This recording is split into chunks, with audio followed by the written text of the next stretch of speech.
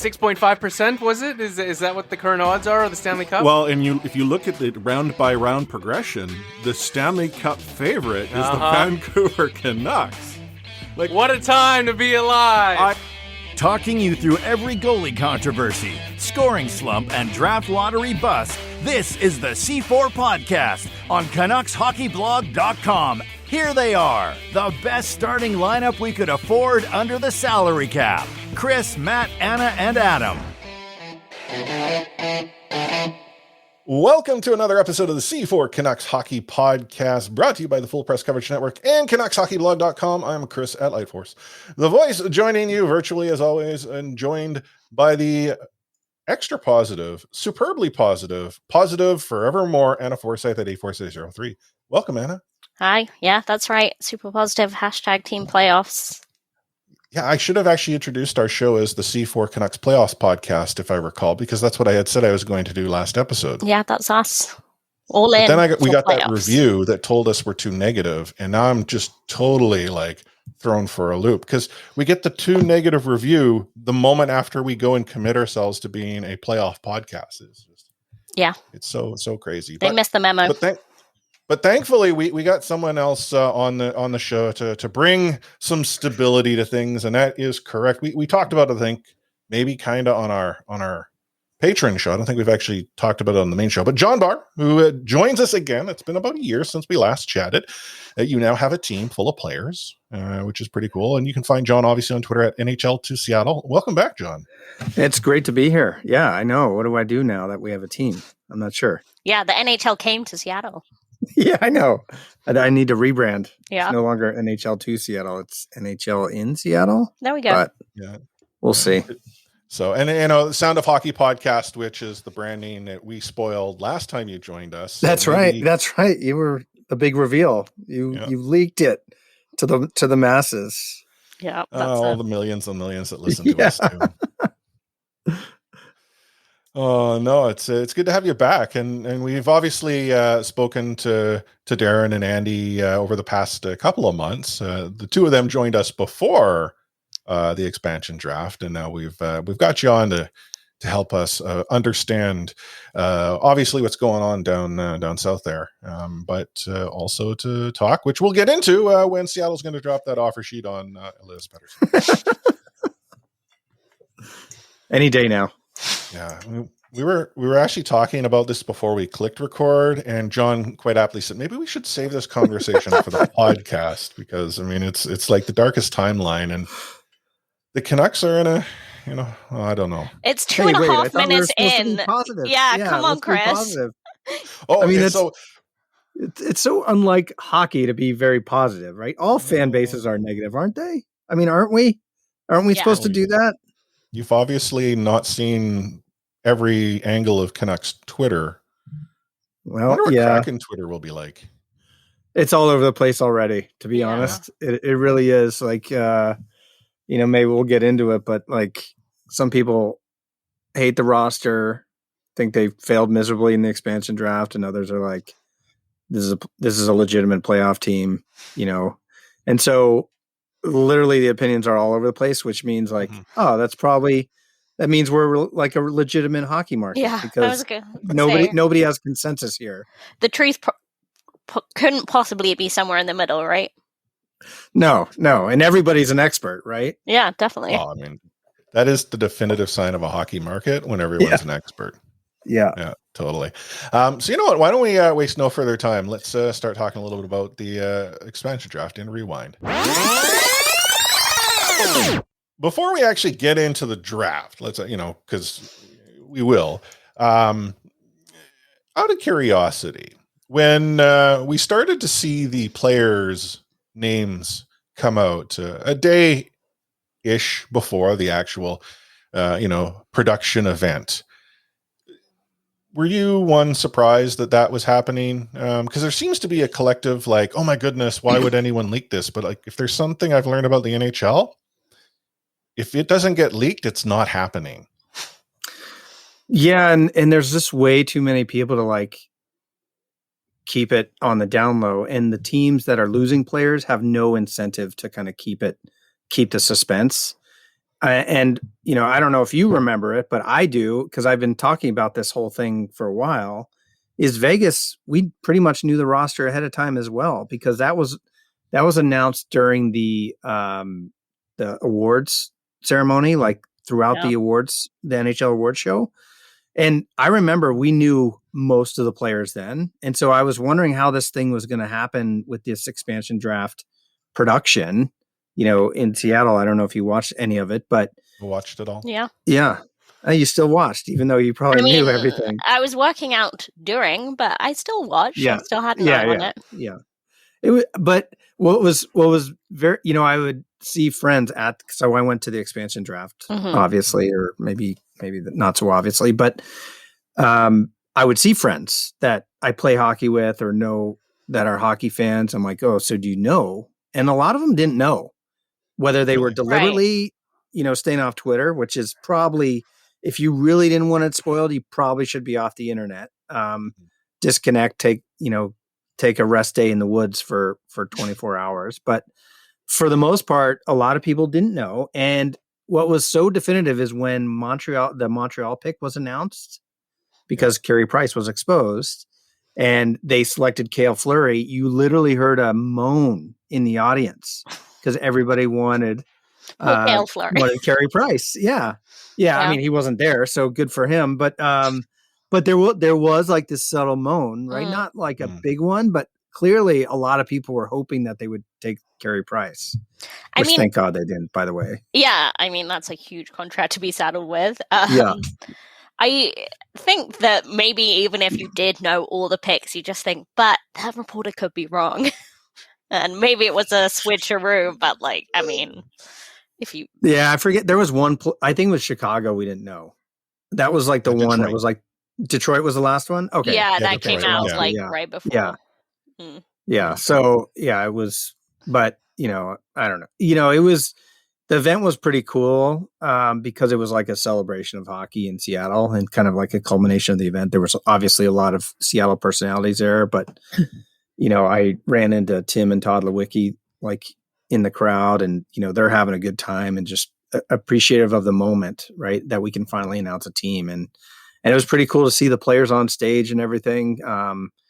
It probably showcased really well on TV, right? Being right on the water. And funny thing, that's walkable from my house. So I just literally walked down the hill, 7 blocks and was right there. So it was wild. And then when we left, I walked kind of to a neighborhood bar about maybe a mile away, but there was a lot of other bars on the way. And there was Kraken fans like in jerseys or gear, like celebrating or just drinking, or they were watching the draft from around there.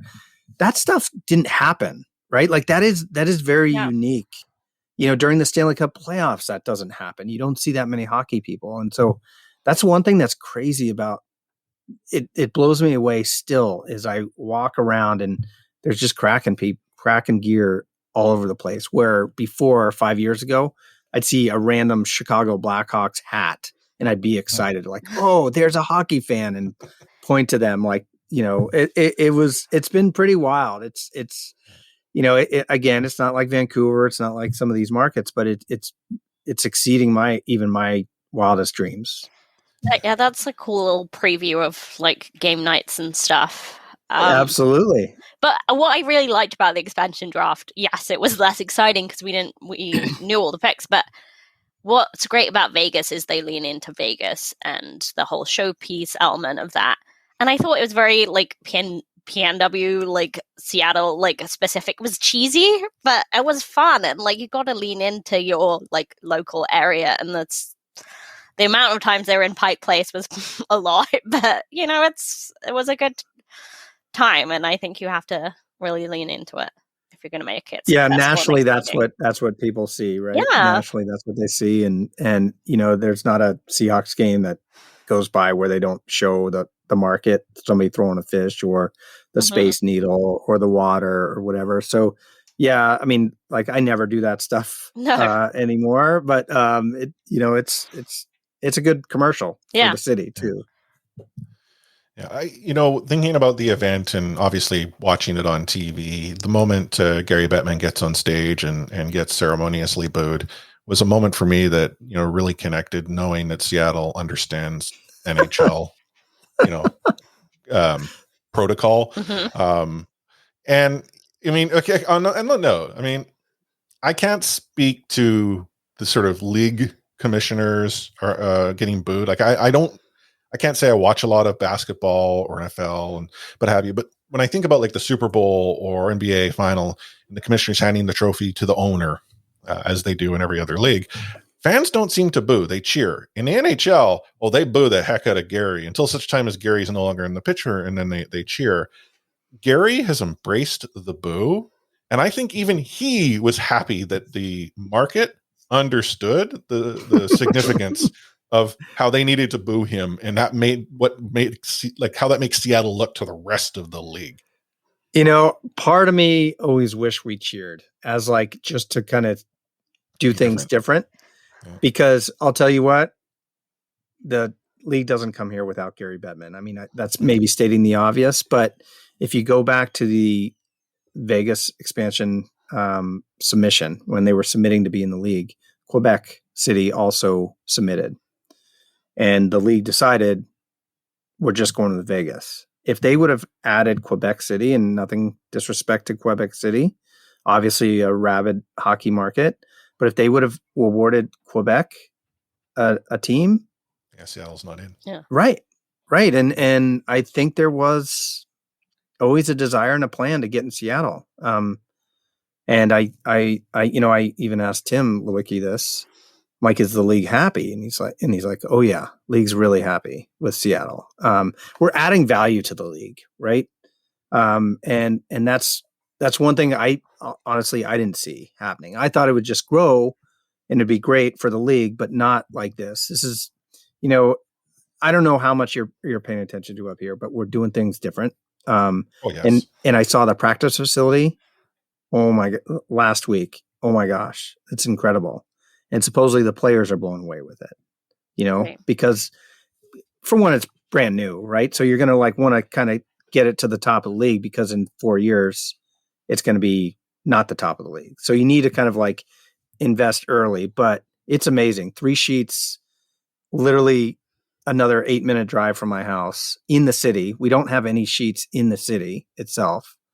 And so it's pretty amazing the amount of investment that the ownership group and this group in particular has put into it. So I know the league's happy with it. And so that's why I almost wish Seattle fans were like, screw it. We're going to be different. We're going to cheer obnoxiously for Gary Bettman, right?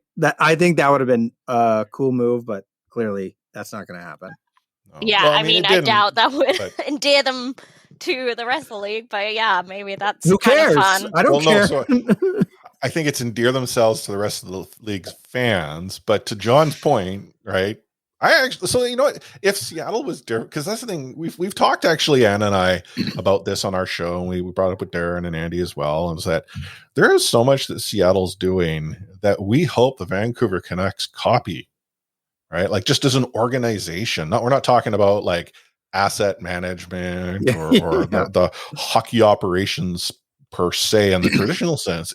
It's almost everything else that Seattle has been up to, and it's like, oh man, the Vancouver Canucks could become a better team as a result. Well, I mean, more than the Canucks, like you say, the league what Seattle's doing. Like we've talked about this. I mean, even on our last episode about the case for diversity, the case for doing things differently, and how much markets could grow and hockey as a sport could grow if they really invest in that sort of stuff. And the work Seattle's doing, hopefully the NHL can see the value in it and start doing better work with the current crop of organizations league-wide and invest in better culture.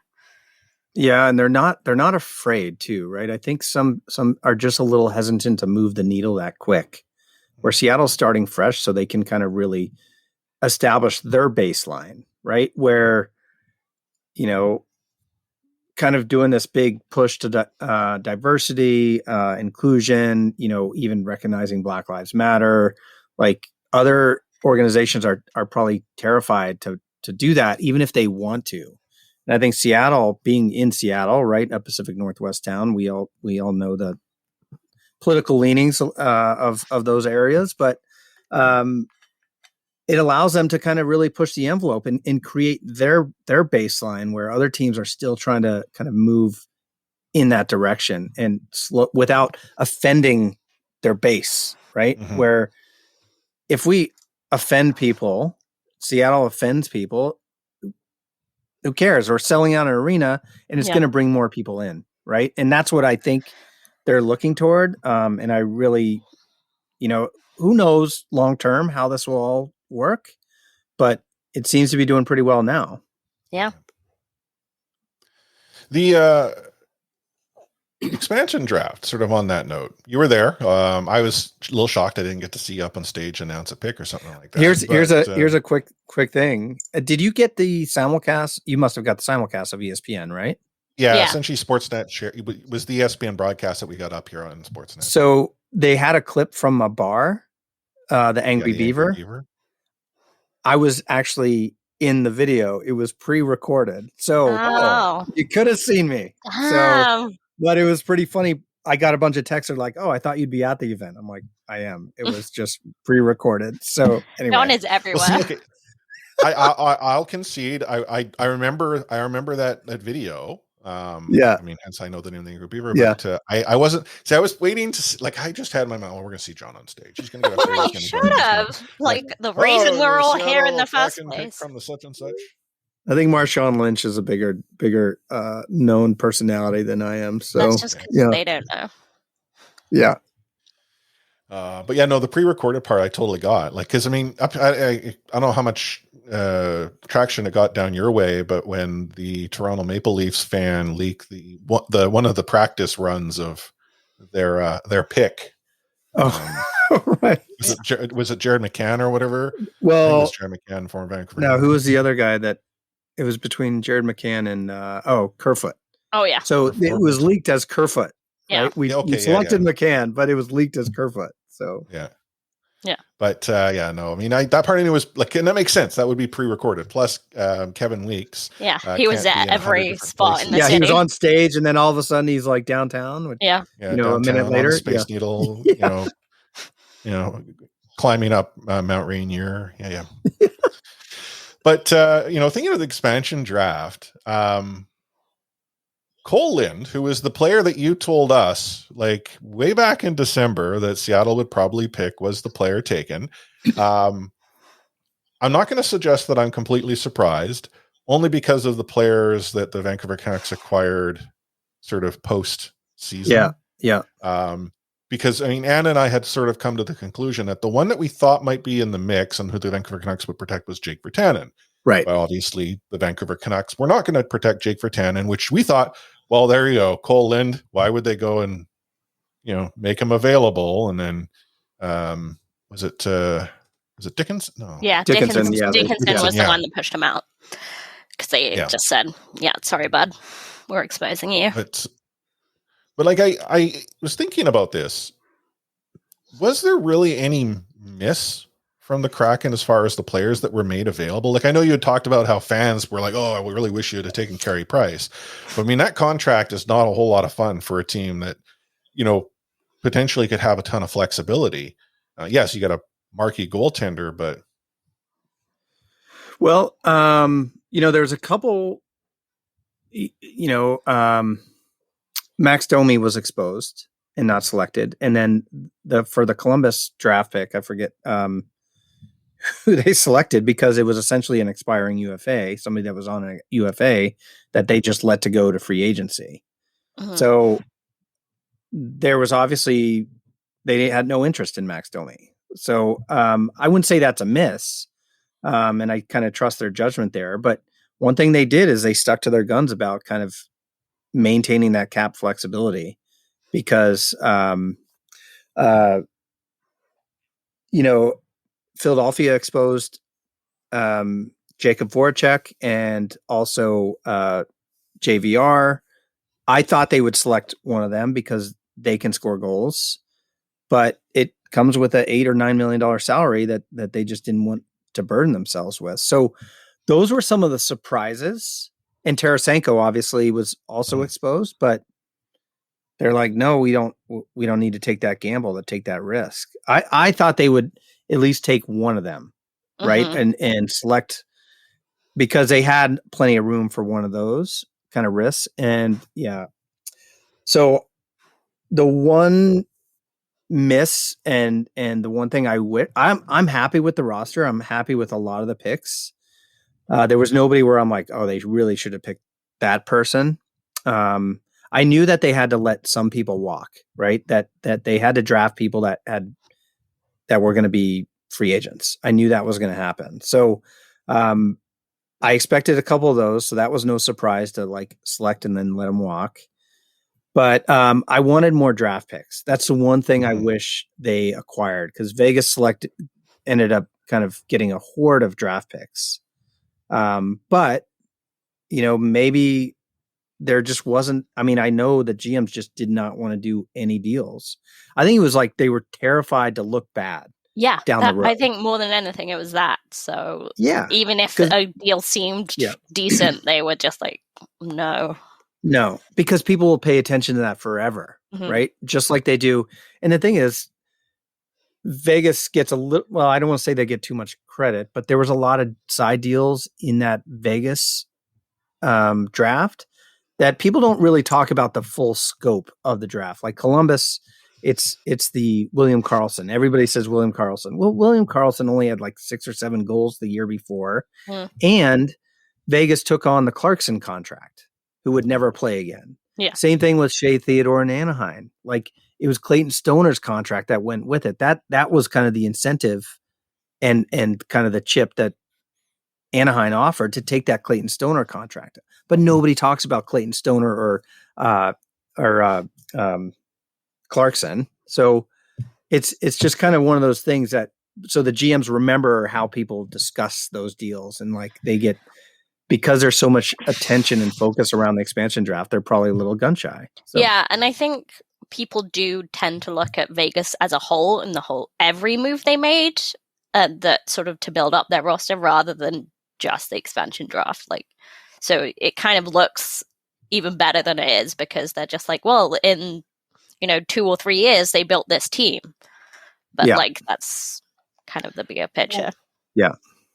But even then, I think when we look at Vegas, there is this, in hindsight, and the success that they've had, that's almost rewriting history a little bit. When Vegas was making these deals at the time, I would argue that many people are like, okay, so all they're trying to do is start a rebuild. Like, again, they're building at new, but it's a rebuild. They're perfectly fine in a sort of a world of relative mediocrity. But they swung to the fence and hit pretty much everyone out of the park. That doesn't happen every time, and that type of opportunity exists. Like Seattle I think was in a position where they could have gone and swung for the fence many times, but is every one of those going to be out of the park like Vegas was able to pull off? On top of that, you have GMs who, to your point, John, are afraid of looking bad, and probably, whether they have good opportunity to pull the trigger on a deal where a pick or something goes along with a player or two, the worry that, am I giving up something that I don't know I'm ready to give up? And by the way, I remember, 5 years ago or 4 years ago, whenever it was, this happened. Like I think that plays into it. And then one big difference is a salary cap that is stagnant. Like, even if you make that mistake, like, let's say Vegas pulls the wool over your eyes. Well, at least, not only did you get the cap flexibility, it's going to go up and you can probably buy your way out of the mess. A team like the Vancouver Canucks, has no ability to buy themselves out of a potential mess if they go and, work a deal. So, yeah, I mean, I think it's two different environments too, right? GMs learned a lot, and then the flat cap is just so unique. But that's kind of why I expected a little bit more trades and more draft picks accumulated. I mean, because if you look at Vegas, they don't have any kind of really great prospects in the pipeline right now. I mean, Peyton Krebs is good, but like none of them have made the team necessarily. White Cloud is probably an exception or kind of one of the few bright spots in their drafting. but they also used those draft picks to get Pacioretty. They used to get Mark Stone. So that was the value that they had in those draft picks. So they didn't necessarily see those draft picks come to the franchise, but they were able to use that to kind of bolster their team and kind of make them serious contenders. So that's the only kind of being completely honest, I wish we accumulated more draft picks, but I'm happy with the team. I like the youngness. I like the cap flexibility. And what's also interesting is all the free agents that signed with Seattle during the negotiation period and then after, right? That's something that Vegas did not have. They drafted one pending free agent, and it was I forget it was from Calgary, Derek Engelland. That was the only UFA they drafted and signed, where Seattle got Alexiak, Larson, and Drieger. So again, totally different environment. And I think Vegas's success also opened the door for free agents to come to Seattle, because they're like, oh, they're not going to stink right away. They actually might be pretty good. And if it's a franchise that really wants to invest in the team and kind of do things right, it might be a good place to be for a bit. That's just, maybe that's me projecting my desire that free agents are coming here, but that's there's obviously a trend here. That's a fair point. I think, with the raise, one of the difference being the ability to sign. So, I mean, Seattle was able to negotiate with any free agent that they wanted. And for those that don't know, if they happen to sign a player through free agency from that team prior to expansion draft, that was their pick. So you sort of got the one opportunity, but that doesn't necessarily mean you're not having conversations with everyone. Right. Mm-hmm. Right. And I had not really considered that opportunity did afford Seattle maybe, I wouldn't say a critical head start, because, conversations never happen between people and people, which is why magically, contracts are signed within a minute of free agency. But magically. And fax through the NHL head office. Yeah. But I actually I'm just wondering right now, actually, more on the signing of free agencies. And that's because I actually don't know. What's state tax like in Washington? I know there's a sales tax, but is the state income tax. So that's one of the benefits that we like to broadcast and advertise. So thanks for mentioning it, Chris. I appreciate no problem. Yeah, just working for the Seattle tourist board out here, but. Yeah. Well, no, I mean, that's what I thought, because I know, as a tourist who's gone down, I see the sales tax. I remember I made a trip down to Portland, and I was trying to scratch my head, why does anyone shop in Vancouver? Just cross the bridge, right? And there's no sales tax. And I mean, we're talking 20% shift in your that's Vancouver, Washington, for people that might Vancouver, Washington. Yeah, sorry. I know I should remember these things, but no, I mean, I'm just now wondering, if you're the Vancouver Canucks, you now have a team that can compete for free agents, and you can't just sell sort of the market per se. I mean, the region that no matter how you shake it, there is a income tax that you're going to pay here, even if you happen to go and reside in the enclave of Point Roberts, Washington. That's right. Many players have done. Yeah. And head coaches. Yes. That's right. Yeah. Yeah, it's kind of interesting, because that's definitely something we've sold players on before. I've always thought it must be so depressing to play for Arizona, where the team's bad and you have to live in Arizona, or somewhere in the Midwest, but or maybe Buffalo, New York. But now I'm just making friends everywhere. But yeah, I know, clearly.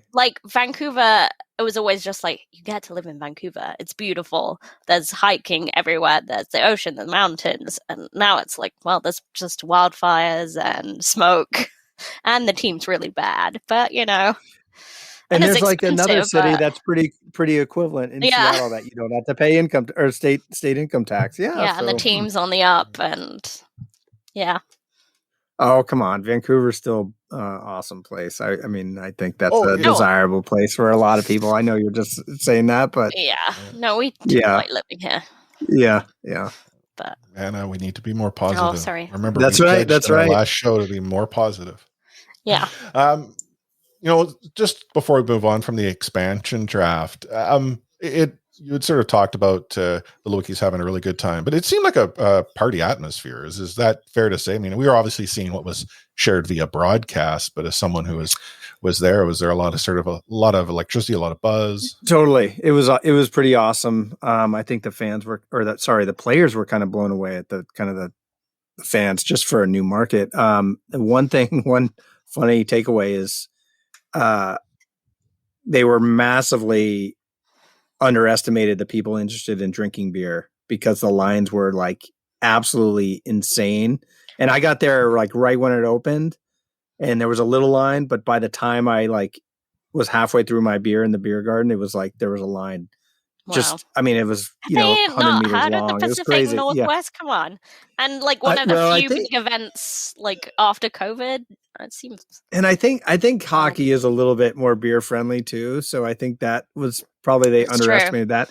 It could have been a limitation or because it was in this park. There might have been a limitation on how much beer they could sell or how many beer stands. But I think they could have probably quadrupled the number of actual sales if they were just more efficient.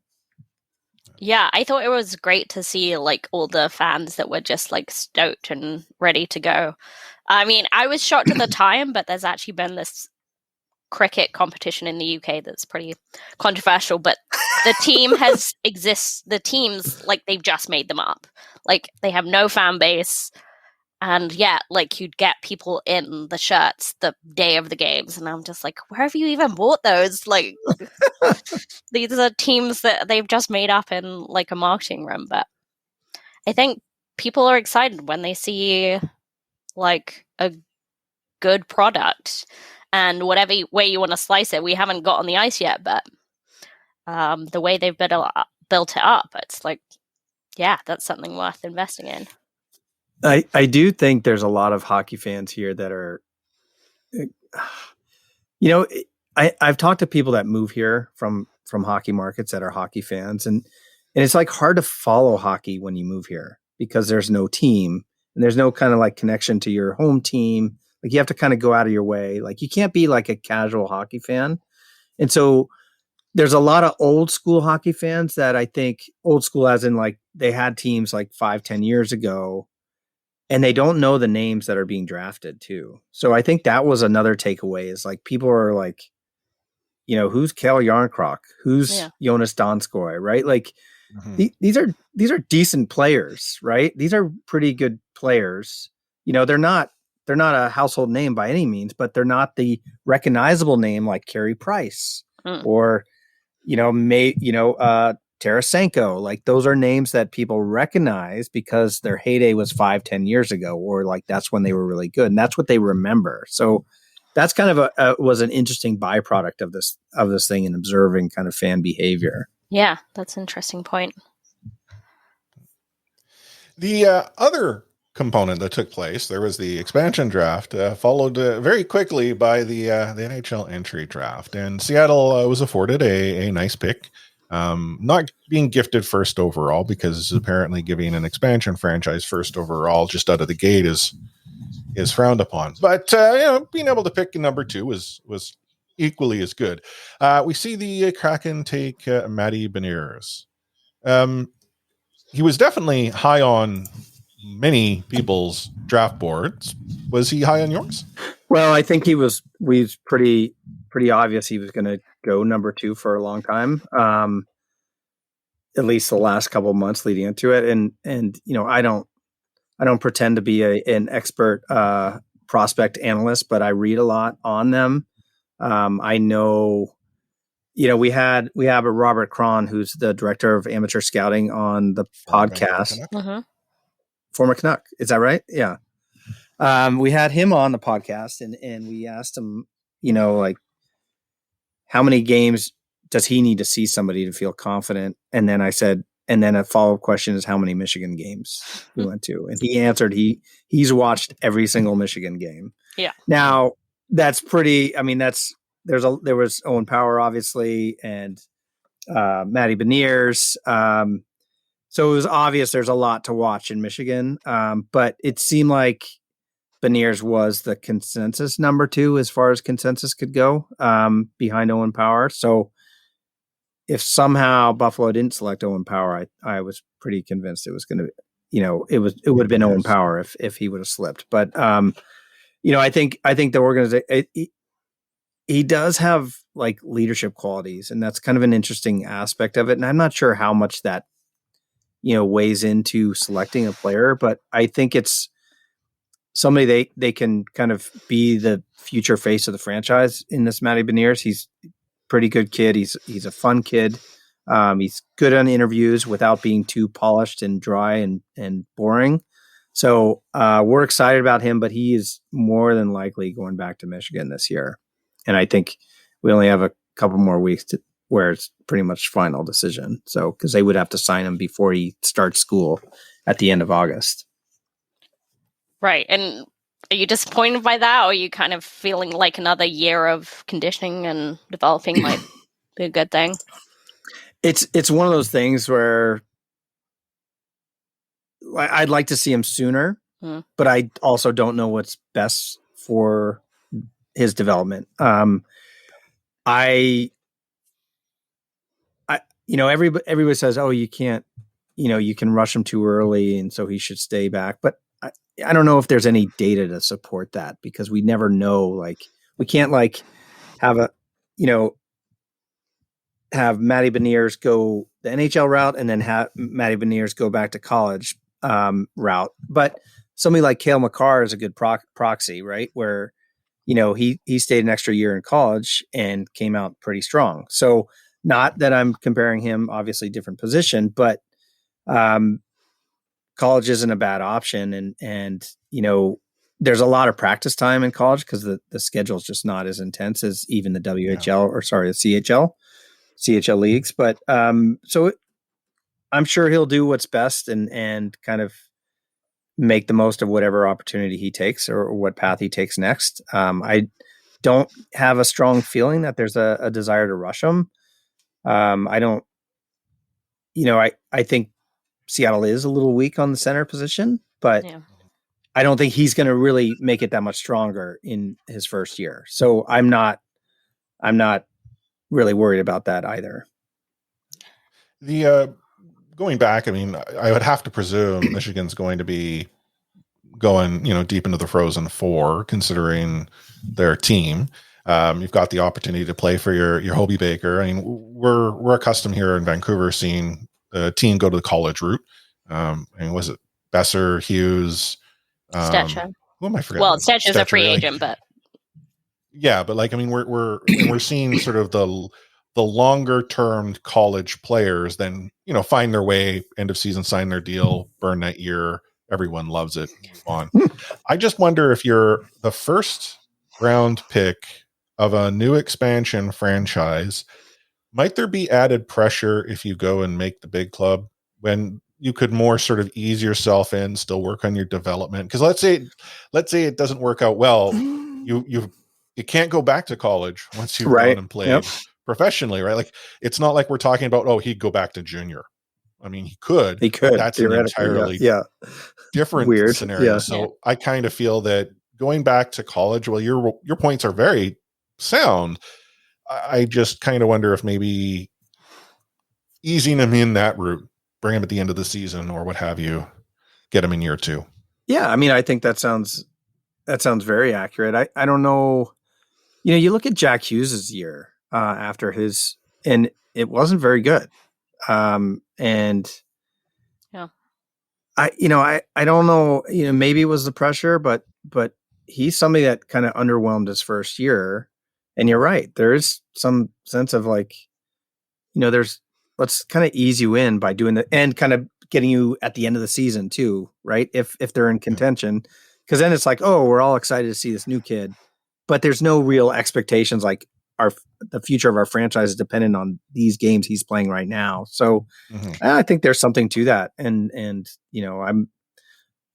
I'd love to see him, but at the same time, like I think it's realistic that he'll probably be better served going back to college. At least that's the consensus right now. And I think as exciting as an NHL career is, it's all a bit, formless. Whereas like he has a college career, like he's playing with his friends, he's playing in like empty arenas. You want to like, if he can get in front of like full arenas, Michigan crowd, win a national championship, like I do think that makes a difference psychologically to players. And if you get him after that, like I think that could be like even better for him.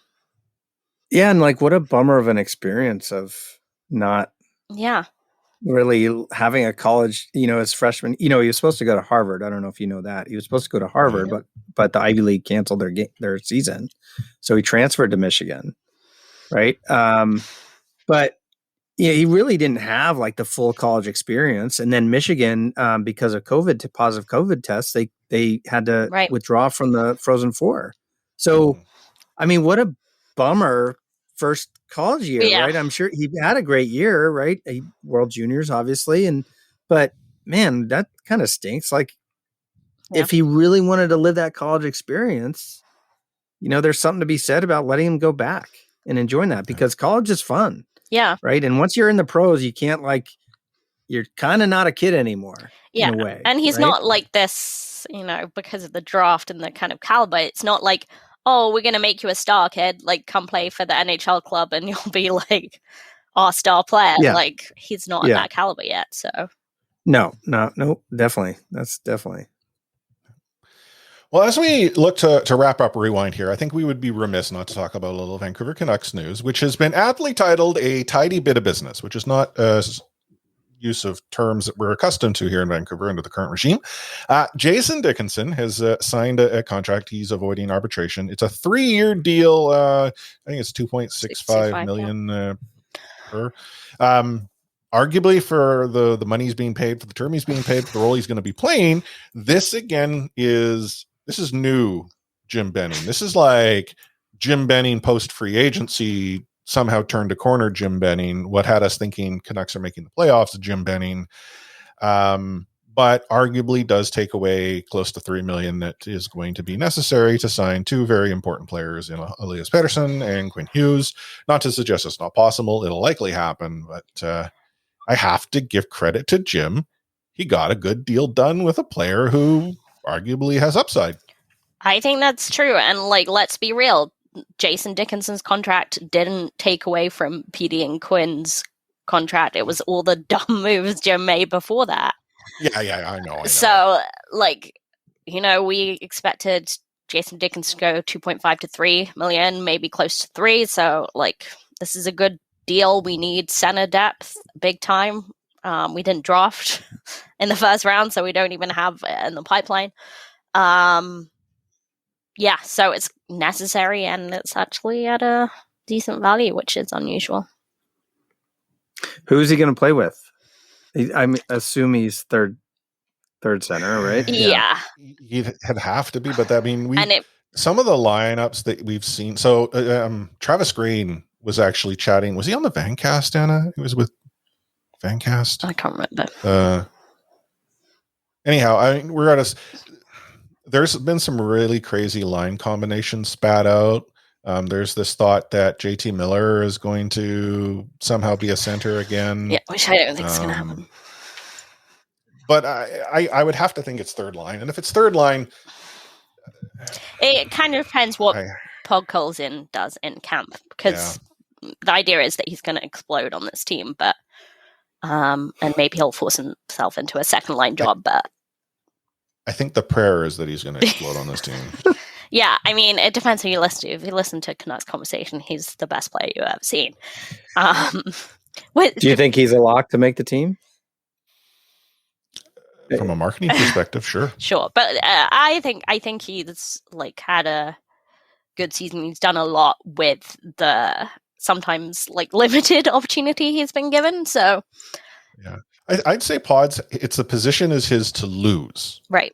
I think would be a better way to put it. If he comes in and has an okay camp, that's fine. He doesn't have to come, I think, to camp to prove shock anyone to make the team. He's gonna be getting that opportunity for two very important reasons. One, they need some skill with a little bit of spunk, and two, they can't afford much of anything else. An ELC player would be ideal. Mm-hmm. But yeah, I think it depends. So it depends on his contract, because I think that pushes Pearson down to third line, which isn't bad, like at all. I think Pearson's a third line player on a good team. He's a second line player on the Canucks, which is kind of says a lot. And it might look like a more normal team, at least from the forward perspective. Well, fourth line players on fourth line contracts playing on the fourth line. Yeah. But you see, I just want to point out, you were positive there because you said Pearson on a good team is third line. I know. So if he's on the third line, that tells us that Vancouver good is a team. good team. Honestly, though, I do think there's a math property there. Yeah. From the forward perspective, looks okay. Canucks look okay. Yeah. Too good. Maybe good. You don't win games by saving goals. You win games by scoring goals. Well, yeah, the Canucks need to do both. We just decided we don't need a defense. Just leave it up to the goalie to save the goals. Yeah. We'll take ourselves a short break. You're listening to the C4 Canucks Hockey Podcast on CanucksHockeyBlog.com and the Full Press Coverage Network. Take hitting out of the game. You can't hit anymore, so don't do it. The unsportsmanlike conduct, I want to get an explanation on it. No kidding. Because how do you get suspended for unsportsmanlike conduct? Plus interference. There's no interference there. He had the puck. Now, Madison never ever did that before. Now, why did he do it? And that because he was mad. Well, your early favorite for the Calder Trophy, that's for sure. Elias Pettersson, you might even say your early favorite for the Hart Trophy. Just to get back to your question, Elias is going to play plenty. He's going to get a lot of power play time. And yeah, I'm concerned about our offense. We lost 200-point players, and we've got to find a way to score. So as we get into half full, half empty here, the topic we talked about at the start of the show when we were talking about before we even clicked record, has Elias Pettersson's offer sheet been drafted up? John, we know you're on the inside and you probably contributed to the conversation, or are they just waiting to see what happens? Well, if you would have asked about a potential offer sheet for Pettersson a month ago before the expansion draft, I would have laughed. Like, no chance, right? But we asked Andy, he laughed. Yeah. He totally did. But then he bought into the idea that we were floating his way. Well, except now, right? Like an area of weakness is center depth. Mm-hmm. And I honestly think the Kraken roster is pretty good right now. If they were to add a elite centerman, it could be a really good team. Now, that said, so I guess what I'm saying is we are probably closer to an offer sheet than we were 6 weeks ago. Okay. But it just doesn't make sense at all for Seattle to do that with their draft picks and kind of squander potential draft picks. Just if somehow Vancouver doesn't match it, right? And then they take the draft picks for compensation. Seattle has nothing in the cupboard right now. Nothing. Yeah. And so, sure, Matty Beniers, but like you need years of that to kind of really make sure you get a big surefire hit in that first round. You just can't do that right now. I maybe they prove me wrong, but I just don't see that happening. But who else would do it around the league? Have you guys speculated about who might? Well, there's only a handful, like based on what PD's probably going to like, if you're going to offer sheet, you're not going to come in with a bridge, like the Canucks will match anything that's not big term, big money, because big term, big money is a problem for the Canucks because the cap is their enemy at that point. So when we look at the compensation that's required, there are only really a handful of teams that have the picks. And then we start looking at the cap situation for these teams. There aren't too many. The reason I sort of look at Seattle, again, I think your point about there being an empty cupboard is reason enough as to why Seattle doesn't do it, unless they want to make a splash and have, it would be the talk of doing things different, right? It would definitely be different, but I think you're right when you say that it's splashy. I think that's where you kind of look at Seattle and be like, is that the way they've built their team? No, not really. Like, they are smart. They know they need draft picks. Even if they're like, it will make a... Look at what Arizona just did this last season. They went from no first round draft pick because they had it obviously forfeited due to their malfeasance in scouting, practicing, training, or trying people out. To what did they have? I think they had at 1.2 picks. Well, I mean, yes, we generously donated ours to the cause. Well, no, I know, but like Arizona, what did Arizona do this past draft? In fact, the past couple of drafts, they've gone and said, we're going to rebuild. Hey, who's got bad deals? We'll take them. Just send them to us. We've now learned that no return is a thing. Like you can actually just send things to other teams and it's perfectly fine. Just take it all. We don't want anything back. And not to suggest that Seattle would go full Arizona, but let's say Seattle does give up all of those first round picks. What is it that Seattle still would have access to help empower themselves to get picks back? They've got some cap space to help, and again, I think it's about like, what's the vision? Are we talking about, we want to be a playoff team or let's say not playoff team, but like a playoff performer within 2-3 seasons? I don't think the PD splash makes sense. Right. Because you're relying on a lot. But if you're like, we're good. Here's our vision. We want to be the performer within 3 or 4 years. By then you'll have gotten your first round picks will be coming back momentarily. You'll have probably been able to weaponize some of your cap space, get a few more picks. Yeah, you've got some expiring contracts to get out of the way. Like, I just feel that Seattle's got, to your point, that ability to start from a baseline that no other team has. And the only thing that would count, another thing that might count in the favor of an offer sheet is that out of anyone, Seattle maybe don't buy into the NHL nonsense, which includes don't offer sheet people because it's bad manners. Like, which I would say is complete nonsense. Like, outside of this particular situation where please don't steal our star player, offer sheets are fun. They should just happen way more often. So speaking of offer sheets, and this came up during the expansion draft, do you know Shea Weber, the contract that he's currently on, was actually an offer sheet from the Philadelphia Flyers? I didn't know that. Like, literally, they're the one who kind of offered him the sheet. That's what Nashville matched, and then he would be traded to that. So interesting. I do remember that now. I had forgotten about it.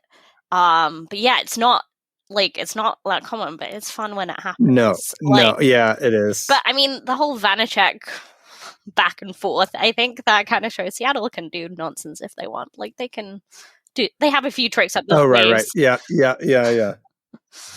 Yeah, we'll see. I don't know if they're that disruptive. I think they want to stay young and and that means kind of make sure that they can hold on to those draft picks. I know, if you look at Carolina as a proxy for how Ron Francis builds a franchise, it's from within, right? And young prospects, hold on to them, develop them, and kind of make a run together as a unit instead of kind of like adding.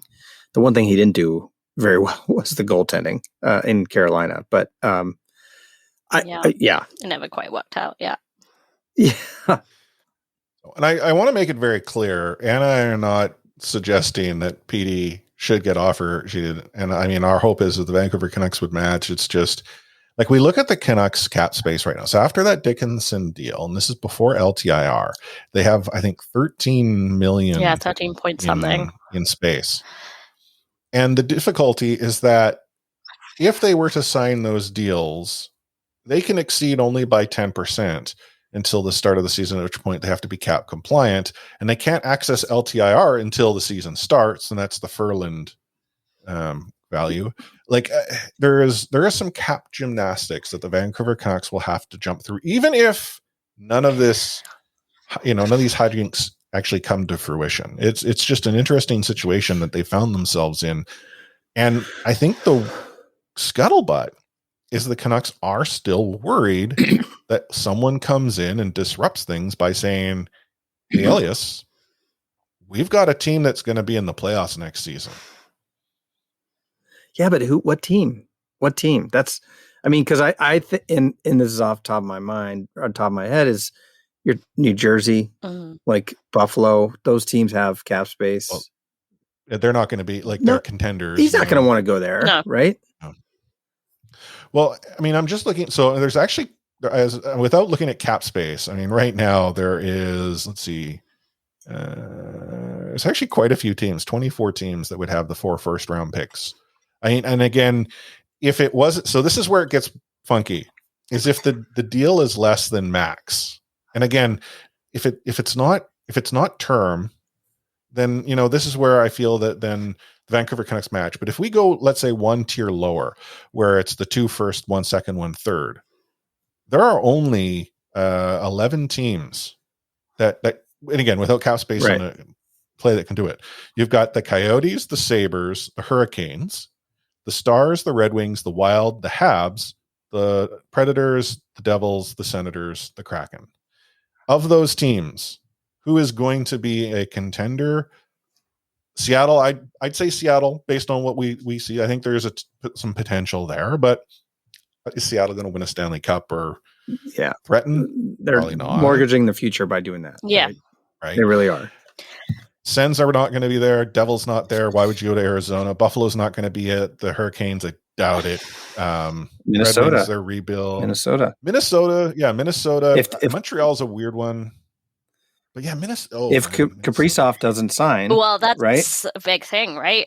I mean, you guys were discussing this on your recent show, and I think I have to kind of side with your side of the discussion that you guys came to. That, I mean, it was a good year, but like it's been 1 year of a shortened season, 56 games. Yeah, come on, chill out. I know Minnesota's 10 cold, million? but like, forget about it. Yeah, come on. Yeah. So anyway, that would be a very interesting scenario, right? And I think Minnesota's like, you know, Bill Guerin wants to be a little disruptive, probably more than traditionally is seen in the hockey world. So I think there's, I mean, you know, if I was to put money on anybody, it'd probably be the Minnesota Wild. Sure. But I'd say safe money is back with the Canucks without any offer sheet shenanigans. So yeah, well, and the only positive, I'm being positive in the way I'm looking at it. We're all being positive. Yeah, as bad as the front office has been with like value and contracts, the new AGM or recently, he's been there a year now, just over a year, Chris Gear, like he's pretty good at the legal side of things and making numbers work. So that's what I'm looking at, and just. Well, no, and I think the Canucks will be able to, like Chris Gear will be able to figure things out money wise. Like he seems to be on his toes as far as how to manipulate the cap to the best advantage. But like it is just a scary thing to even consider the possibility. And the longer that this goes on, I think is when people begin to get more and more antsy, because, you know, it's not unheard of to see someone sign an RFA deal just before the start of a season. I mean, technically free agents are still available and teams can make adjustments. It's just, for me, I wonder which, like the Canucks would have to prioritize the PD deal over the Hughes. Over Quinn. Well, but then does that mean they hold off on signing Quinn for the sake of PD? And I just don't feel they can do that either. So it's like, it's just that Quinn deal. Like the moment that comes in, every team knows what they can do that you can't.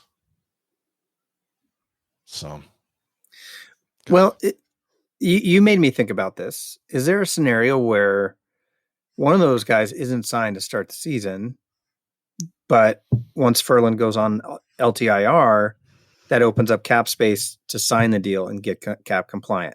Like, is that then you have a player who's not gone to camp? Like there's. How much is that worth for that player? $1 million a year on a 6-year, 3 to 8 year deal.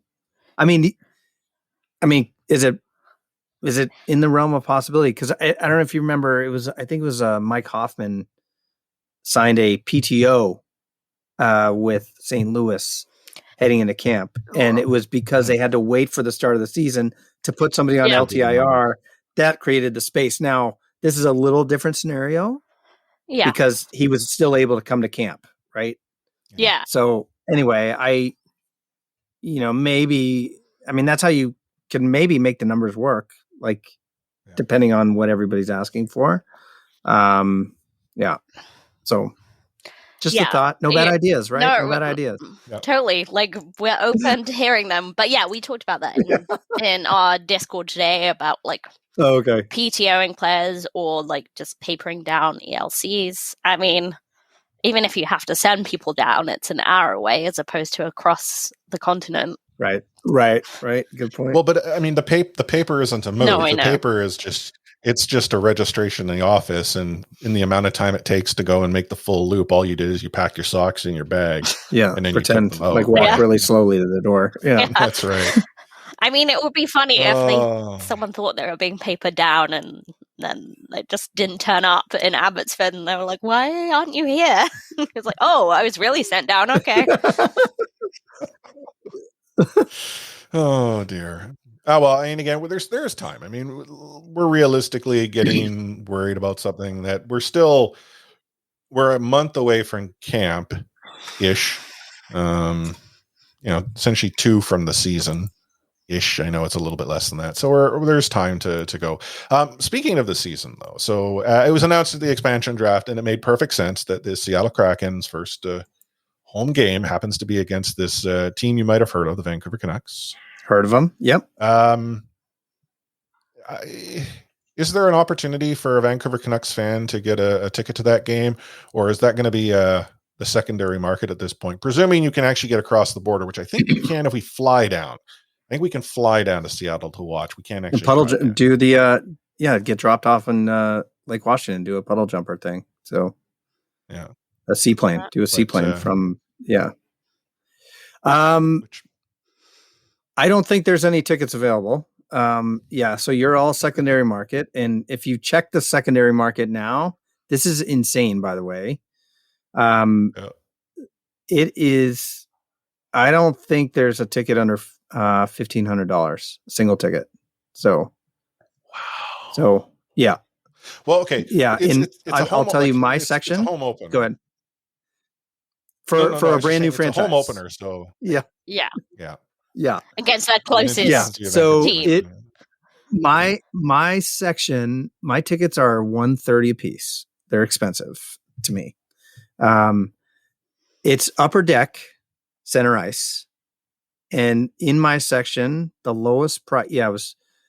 One is going for $2,200. The lowest ticket available is $2,200 in my section. Well, that's US, which is like really gut wrenching. You're like, this is a plus fees. Yeah. Keep in mind, Go ahead. Temptation. Like, I'm not suggesting you would, but like, there's like voice. You're like, I mean, literally, John has been working at this for like a decade, Chris.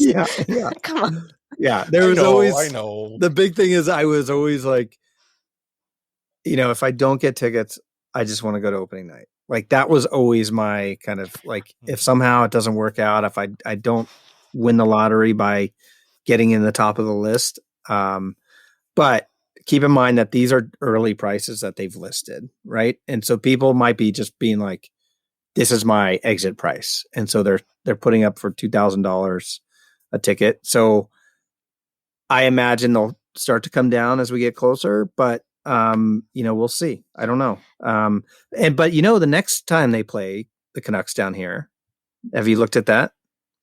I have not. I knew the first game. Yeah. Well, outside of preseason, where they have, I think is it Tacoma? They're playing Seattle, Everett, and then Spokane. So they're playing the Canucks in Spokane. I think you're right. Okay. Yeah.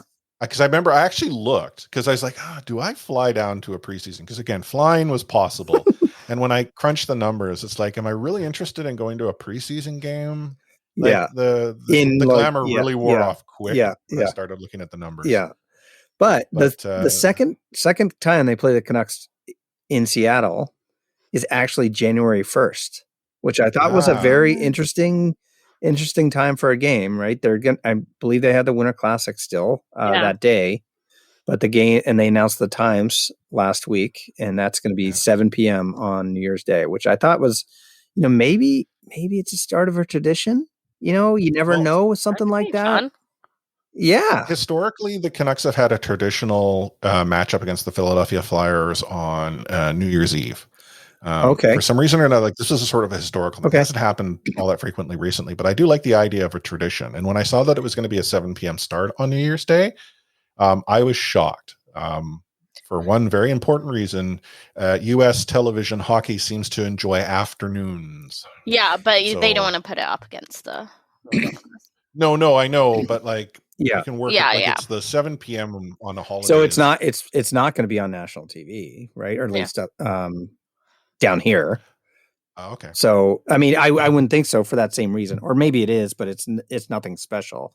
But I do think they don't want anything to compete too much with the Winter Classic on a national level. They want that to be the only game on a national level on. So people are like, if I'm going to sit down and watch one game, it's going to be the Winter Classic. Now there is also a lot of college football that day down here, which might kind of distract people away from 462 bowl games. Yeah, but they've kind of spread those out recently, but those are sometimes the big games on the first, so that should be interesting. So, I just like the idea of maybe every year we play the Canucks on the first, and next year it's in Vancouver or I like that or whatever. I think that would be they're cool. never going to give us an outdoor game again because of how badly the Heritage Classic went. So I went there. I was at that game. Were you? Great. I was visiting Vancouver, so I was down the street. But Luongo's last game, right? Yes, the infamous taunt Eddie Lack. Roof closed. The thing about this, it was a debacle, is what it was. Well, BC plays for an outdoor game, or a stadium. There's little sense in my mind, But anyhow, regardless, Eddie Lack, I think, as much as he probably wasn't maybe keen on it not being a Luongo game to start, because I believe he's even said that he was shocked that he was starting, he couldn't, thought maybe Louis was hurt. No one recalls that it appears that Eddie had an issue that he couldn't deal with based on the white. Like a Luongo style incident. Yes. If you look back at pictures, you'll notice. What I'm talking I gotta about. check this out. Yeah, just look at the camera angle from the net, and you'll totally understand. So the thing that sort of blew my mind is that the first game between the Seattle Kraken and Vancouver here in Vancouver, you have to wait until December 27th. Sure, maybe you got tickets under the stocking, and it's the first game you go to for the Canucks post-Christmas break, but it's kind of weird that it's taking that long to get these two teams. I totally buy into the home opener in Seattle, get Vancouver in there. And I'm not suggesting Seattle has to be up here for the Canucks home opener, but to have to go that long before they play again seems weird. Yeah.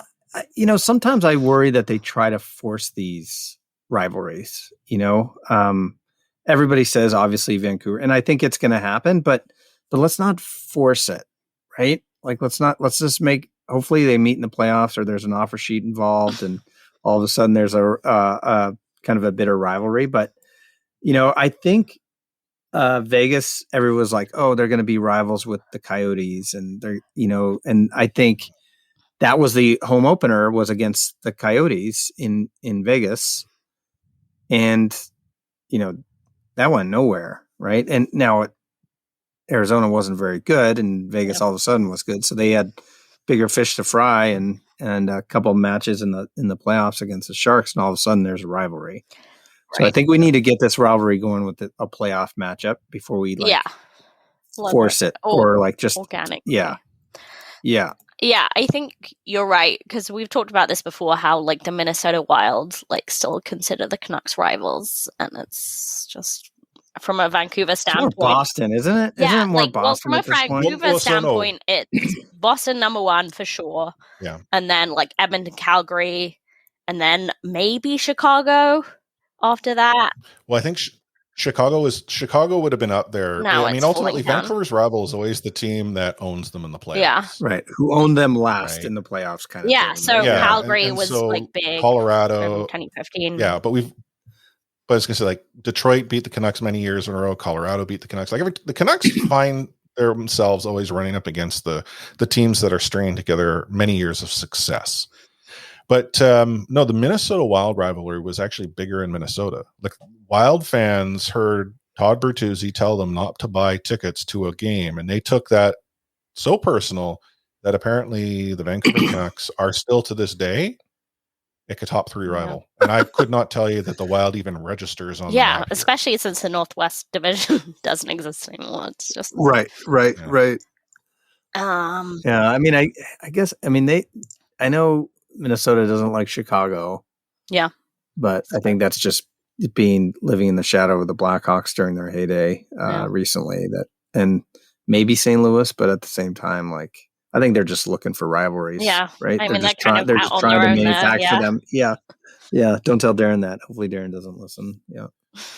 Well, we actually asked Darren that question: Is Vancouver still a rival of the Wild? And he said he actually concedes, maybe not as much as it once was, but there's definitely still some emotion attached to it. Whereas here in Vancouver, it's like, oh, the Wild are in town. Are you going to the game? No. Yeah, it's like one of the few that, we'll skip it.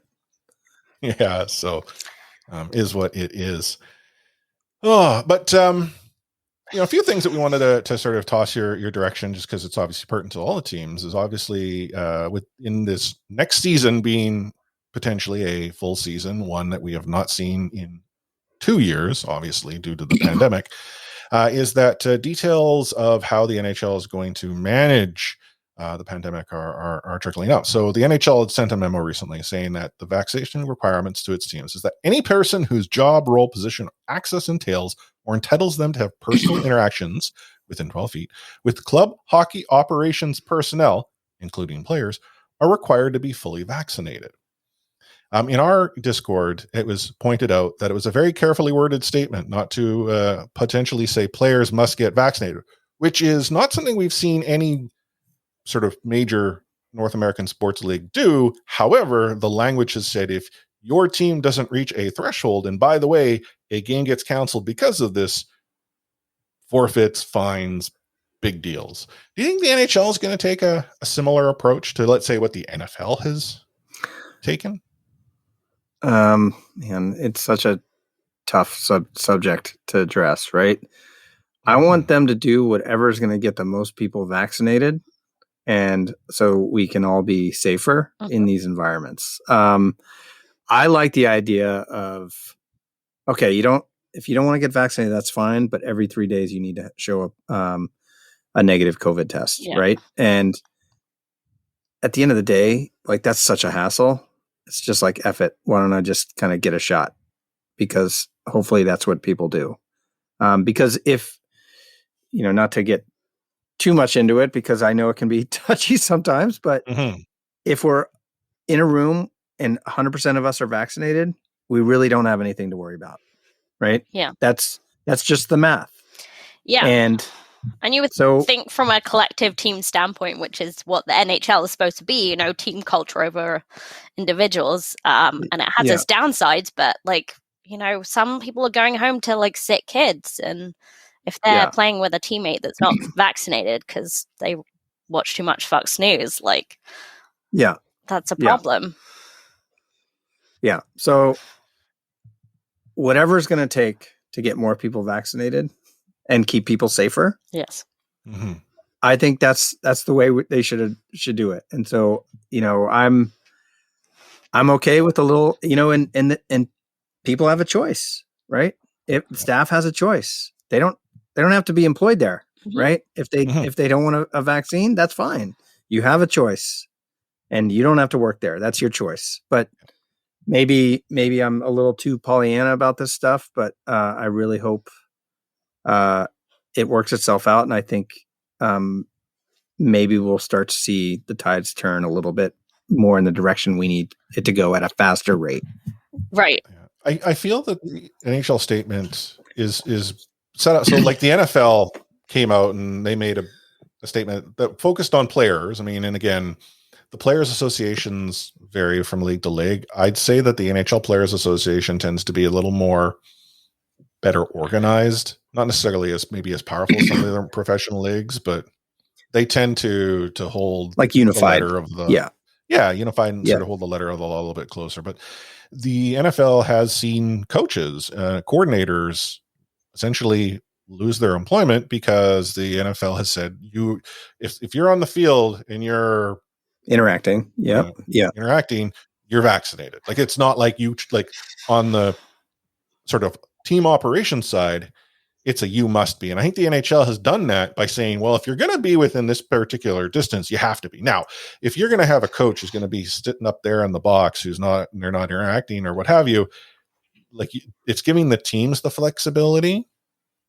Whereas the NFL had just sort of said no, must be vaccinated. Right. And they've left it open for the players, which is, I mean, there are NFL players who have been quite vocal about, well, this is my choice and you're going to punish me and I'm going to lose money because my team can't. Yeah, it's their choice. That is their choice. Right. If they want to lose money, that's fine. Right. And that's the thing. Like for me, what are you talking about? Like that's, yeah. You're an adult. You've made a choice, and that's fine. Yeah. But choices have consequences, right? Yep, that's right. Well, that's the part. That's the part I think people forget. And I was going to sort of then bring up like the Winnipeg Jets, and I don't know of any other team in the NHL yet who's come out as strongly as Winnipeg has. But Winnipeg has essentially said, "You want to come and watch a game in our building? You got to prove you're fully vaccinated." Now, the problem here is that in Canada, as much as I think in the United States is still an issue, kids can't get vaccinated, and the Jets have not yet clarified how that situation is dealt with. Right. Which I think I would suspect they'd advise to say, okay, well, no, like if you're eligible, you must be. Yeah. Yeah, I think it'll be 12 plus. Like they would do it because I think at least in BC, if you're 12 plus, you can get vaccinated. And the Canucks are considering this, and I'm actually kind of surprised that they haven't made a decision yet, considering they were one of the teams that got hit. Right. Yeah. Last year. So they would have this as not only as an organization, but like the players themselves have had an experience that they probably do not wish to. Yeah. And you would think with the, like, not just performance and actual cost that it had, but the like morale cost that it took on the organization, it was pretty big. Like you would think they'd come out pretty strongly. What I was going to say on the NHLPA is they don't have like a great history of like necessarily protecting like their players and individual players. So maybe that, but maybe that will actually be good in this scenario because they'll just go along with the league position and everyone gets vaccinated. Who knows? You know, I think we'll see a lot more of these announcements, how a lot of these teams are handling it in September. You know, like it's such a dead time really for NHL news. Kind of this is a kind of a weird year, but like August in general, a lot of people. So like probably all decision makers aren't like online and really ready to kind of make an assessment here. What's interesting from the Seattle perspective is, you know, this arena is being developed and built by Tim Lewicki's organization, Oakview Group, and they've got they manage a couple other arenas. So they're like really big kind of players in the arena business. And they also are doing the New York Islanders new arena in Belmont that comes online in November. Like they're going to be focusing on this probably more than most. You know, it's not just Winnipeg, who's like True North probably manages and operates that arena on their own, but it's going to be interesting. I'm really waiting for a little bit more of that to come out of the Oakview Group, and because it's going to really impact Seattle, and as they're really bringing this whole arena online, you know, and they've been pouring money into this thing, and they need to start getting some of that money back. Yeah. I mean, they've got a lot of concerts being booked starting in the fall, so it's going to be interesting. I'm really looking for what their guidance is. So yeah, it's so this new New York Islanders arena, you're going to be able to see the ice from the seats. Most of the seats. Okay. I'm just kidding. You could see the ice in Brooklyn. It's just how much of it you want to see at any point in time. You have to see the whole ice. Like that costs money. Like, on the expensive seats, you can see the full ice. Hey, you ever been to a game in the Saddle Dome, John? I have not been to the Saddle Dome. I've been to Edmonton. I've So- been to Winnipeg, but not the Saddle Dome. Okay. If you ever go to a game in Calgary, and I mean it's part of the experience, try to get a seat up on the top of the Saddle. I mean, yes, you're well off the ice. You've pretty much walked all the way up to Red Deer if you sit on a particular side of the stadium. But because of the shape of the saddle, you actually only get to see right to sort of the corner of the boards. You don't actually get to see the players bench or the penalty boxes if you sit that far up. They actually have put TVs up there. It's an interesting design. Like that's the thing. the Like Saddle Dome's there not are so new. many Like problems this is a hockey stadium with Rogers, but like there's a good view from every single seat in the arena. I've sat in the cheapest seats. Like my normal seats are up pretty much in the nosebleeds, and we stand up the whole game, so it might be slightly different. But hoodlums. with the hoodlums. But yeah, I have been to Nassau where the Islanders before they remodeled it. But I can't imagine it changed. But I was in the corner, last row, couldn't see the scoreboard, and there was no kind of like I literally you could not see the scoreboard or any kind of scoreboard device. It was pretty brutal. Yeah. You can't see in Calgary. You can't see the scoreboard either. It seems like that. But like if you're missing part of the benches, like okay, that's a like of a bigger deal. But yeah, you can see all of the ice surface. That's the guarantee. I mean, like I kind of wish I'd been to the Joe, but like also it was very old and crumbly by the end. Yeah. A lot of history, but definitely past its best. Anywho, it's been I think a solid show. As always, we keep you much longer than the hour we tell you are going to keep you.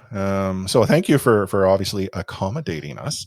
For those of our listeners that have yet to actually tune in, I'm going to tell you right now, you're missing out. You had Cale Fleury on just this past week. I had Cale Fleury on. We've had Brendan Dillon on, former. He's from the Vancouver area. Mm-hmm. It's been a lot of fun. It kind of helped me get through the pandemic. To be in all honesty, it was nice to have that kind of going through and having a reason to kind of check in and kind of talking. We got a lot of guests during the pandemic too. But it helped me honestly get through. So, and it's great.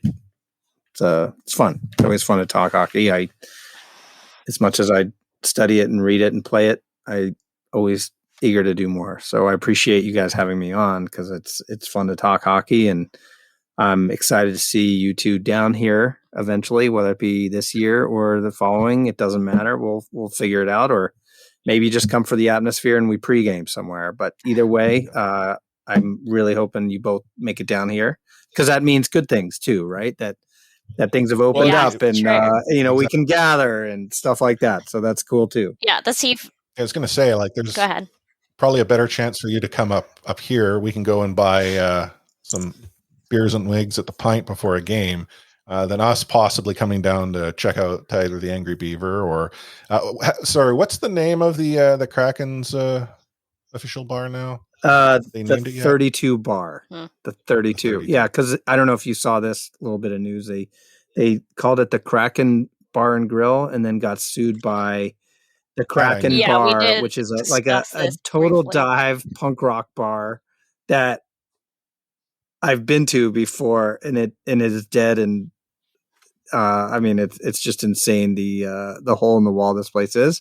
But that's part of the deal, and part of the lawsuit was they were almost like getting pissed off that hockey fans would come in and patronize or come in and buy drinks because that's like punk rock to be like, no, we don't want your sports fans here. Get out of here. Too mainstream making money. Yeah, exactly. Yeah, exactly. But yeah, just to go back to what Chris said, like Sound of Hockey is a great podcast. We always big it up on our show. Have had some great guests of late, but across the whole run.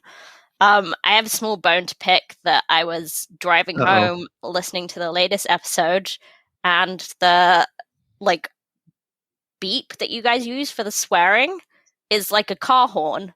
So like that was a like swear word of some sort, and I was just like, oh my god, what happened? looking at me in the car, almost causing a car crash. I'll apologize. That was Darren. Yeah. That was Darren. It's always Darren, pretty much. He swore and he does the editing. So it was like a double whammy. So yeah. So we apologize for that. I'll make sure we issue an apology on the next episode because that's not that's uncalled for. Like, never even thought about that. I was gonna say, never even thought about that. Vancouver traffic accidents happen frequently enough anyway. So safety first. Safety first. That's our motto. Yeah. Yeah. No. And I mean, you mentioned sort of, being thankful to join us. I mean, we're thankful you and Andy and Darren have taken the time to join in. And I mean, we're obviously stoked for the rivalry, but for us, it's really about the relationship, the connection, the fact that we've already got sort of a penciled in opportunity to get together for some drinks over a little puck. And obviously when that will happen, you're right. This year, next year, sometime, maybe by Zoom still. That's cool. It will happen. We might want to talk about the first game after, right? Like maybe we'll do a little brief Zoom that'd be that fun. we can put on your, like, we can all get on, have the discussion. We can put it on both our podcasts. That would be kind of interesting scenario, but hey, let's make it happen. No bad ideas. No bad ideas. No bad ideas. Not at all. I'm a little bit concerned that you shared this on our show because we do have others that listen to this, and suddenly you might be like double booked with like Canucks conversation and C4. I just want. Hey, I'm a C4 loyalist. Now that you're all on the positive tip, and it's all about the playoffs, I'm in. There you go. Awesome. John, if every one of our listeners who for some reason hasn't found you yet, where can they find you and the show? Well, NHL2 Seattle is my Twitter handle. And then we also have a Twitter handle for Sound of Hockey. And soundofhockey.com, Sound of Hockey on all podcast things. But not a whole lot of Canucks talk, but it's okay. That'll heat up. That'll change. So anyway, great to have you again. Awesome to be on this show. It's fun. Good conversation. Love talking hockey in the middle of August. There's nothing I'd rather be doing. Well, thanks again for coming on board. I hope you'll accommodate us for a few, groundskeeping items we need to take care of. First and foremost, I don't know. I think you guys do this. If you get a review, you obviously, thank the person who shared it. We do the same thing. Now, it's just, I find when I listen to your show, they're just positive reviews. Our show occasionally doesn't always get positive reviews. Well, let's be clear. We only share the 5 stars, but go ahead. There you go. Okay. Well, I recently gave love to all of the maybe not so good reviews on Twitter. I had a night, but the most recent one that we received, which was off of Apple Podcast, titled "Not Good, 1 star," which kind of leads me to believe that they were forced to give us one from VJKXOXO, which I had read it out because I didn't know how to pronounce that. Can't get over the negativity. Terrible analysis. And so for that, I must apologize. I'm just heartbroken because that came a week after our most positive show in a long time. Still some work to do, it sounds like, right? Yeah. To get more some work to do. Yeah. But no, I mean, we will read out all reviews. Good, bad, somewhere in between. In fact, it's probably a good way to get advertising in. Like if we got a review from some guy named John that said, greatest podcast, second only, Sound of Hockey, I would read that out verbatim and I wouldn't question it. So greatest Seattle Kraken podcast based out of Vancouver. What about that from John? Yeah. There we go. The other thing as well is if our listeners support us on Patreon, patreon.com/C4 podcast. Obviously, there's a variety of different tiers available, gets you extra access. We occasionally record a pre-show. We won't be doing one this week because, again, to connect with John, we had to sort out our schedule a little bit. But every 2 weeks, we also have Off the Rails, where Anna and I talk about all sorts of fun stuff. We actually talked about reviews in our latest episode of OTR, not our reviews in general. There's a wild story in there, so we're on the fence about signing up. I almost had Anna cry. It was that horrified. Wild. There were tears in her eyes. But to learn more, C4 Podcast is, or patreon.com/C4 Podcast. And I do need to give a shout out to Jay, who recently signed up to support us. Everyone sort of probably knows Jay in Discord. He's the cantankerous, argumentative person, but he also supports our show. And I am due to give Jay a shout out for doing so. He's exclusively listening in. Thanks, Jay. Thanks, Jay. But no, yeah, thanks, John, for thanking Jay. But obviously, you can find us online, c4podcast.com. You can review us and rate us in any podcast application that allows for it. You can find us on Twitter at the C4 Podcast. And if you haven't done so already, join C4 Discord. It's discord.io/C4 Podcast. Whether you're a Canucks fan or a Kraken fan, you're more than welcome. How welcome are Kraken fans? I went and created a channel in Discord exclusively for our Kraken fans. Pike Place. Where we talk about coffee. Well, someone did ask that. And I said, you can talk about coffee or fish or the Seattle Kraken, any work. But we've actually had a few Kraken fans swing through and join in. Not too many have actually participated in the conversation. Because again, we're a Canucks focused podcast, so Gate 16 is where the Canucks chatter happens. But I think might amp up. We want to be welcoming to Kraken and Canucks fans, and as long as there's friendly rivalry, nothing over too over the top, it's a good place to get together. And again, you don't even have to be a Kraken fan or Canucks fan to join in. You can be a fan of any team except for the Boston Bruins, and we're okay with that. Yeah. So thanks again, John, for joining us. You can find him online at NHL2 Seattle. That is TO, not the number 2. Probably going to rebrand to NHL in Seattle at any point. You can find them at soundofhockey.com. And on behalf of Anna Forsyth at 8463, myself, Chris at Light Force, I'm going to sign this episode off with We Out.